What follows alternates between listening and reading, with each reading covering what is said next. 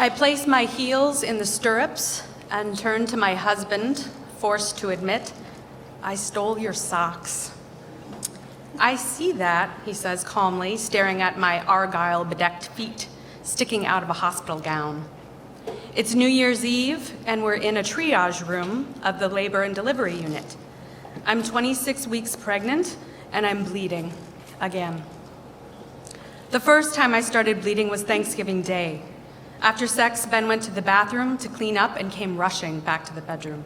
"Sue, you're bleeding," he said, his voice without any breath behind it. I turned on the lamp and looked at the sheets. I felt no pain. My mind flashed to what might lie ahead, the blood and the sobbing, the sad explanations to well-meaning people. That Thanksgiving night over the phone, the on-call doctor talked me off the ledge, explaining that bleeding after intercourse was common during the second trimester since there's so much increased blood flow to the cervix. My bleeding slowed and stopped. In short, it was no big deal. The next day, just to be safe, my own doctor put me on pelvic rest, which is the medical term for you're not getting any for a while. This is a particularly cruel fate for a second trimester pregnant woman. But now this, waking up on New Year's Eve, bleeding for no apparent reason. This time, the on-call doctor sends me to get checked out. This time, it feels like a big deal. The young resident doctor deploys her speculum. I squeeze Ben's hand hard. We get the best possible news under the circumstances. I have a large polyp on my cervix. There's no danger to the baby.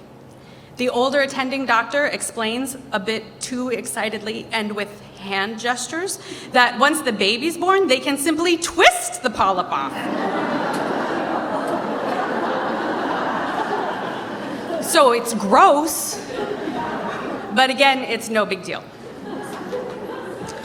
I've been working with this concept all year, this idea of no big deal. Most evenings I collapse into bed, put in my earbuds, and listen as Pema Chodron explains why Buddhists and lapsed Catholic wannabe Buddhists like myself train themselves not to make such a big deal of everything. Every little bump we encounter in our day-to-day lives is a big deal. Traffic, a head cold, an overcooked burger, a bad boss. We loll around in our troubles. We learn to meditate, so we learn not to fan the flames. But oh, how part of me, the miserable gestating part, wants to make a big deal. Doctors make a big deal of my pregnancy at the advanced maternal age of 38.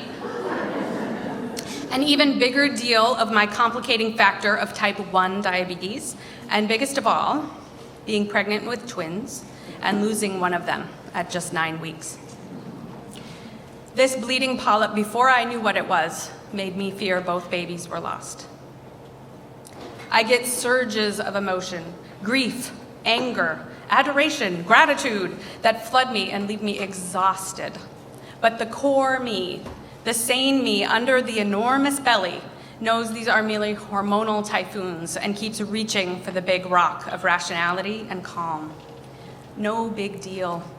It's become my mantra for those times when I don't get my own way. If I had my way, I would not have been pregnant again. Then I wouldn't have been pregnant with twins. But what did I know? Because when we lost one of them, that news had me collapsed and screaming in my driveway, sobbing and clinging to my husband, and I didn't stop until every grieving moan within me was released. When my breathing finally slowed, I said to myself, hey, so you made a big deal out of it. That's no big deal. Happens to everybody. Many women suffer miscarriages between 7 and 9 weeks. Many women who are pregnant with twins never even know it. One twin vanishes before that first ultrasound glimpse into the womb. It does help to know that I'm not alone. Other people feel this, Pema says into my ear. Reminding ourselves of this is what she calls thinking bigger. It's easy to think bigger when I'm looking at my ever-ballooning belly. I remind myself I'm suffering through all of this like so many women before me for a good reason, a healthy baby. No big deal. It's one hell of a paradox, feeling my feelings, even plunging into the pain, but then zooming out on my own life to see the larger landscape. Having something bad happen isn't a big deal, and it doesn't make me special. It makes me human. Other people feel this. I breathe into my big round belly. No big deal. I can minimize the emotional pain this way, but I hope I'm not spiritually advanced enough to minimize the joy when this baby arrives. I still want that to be a big deal. Thank you.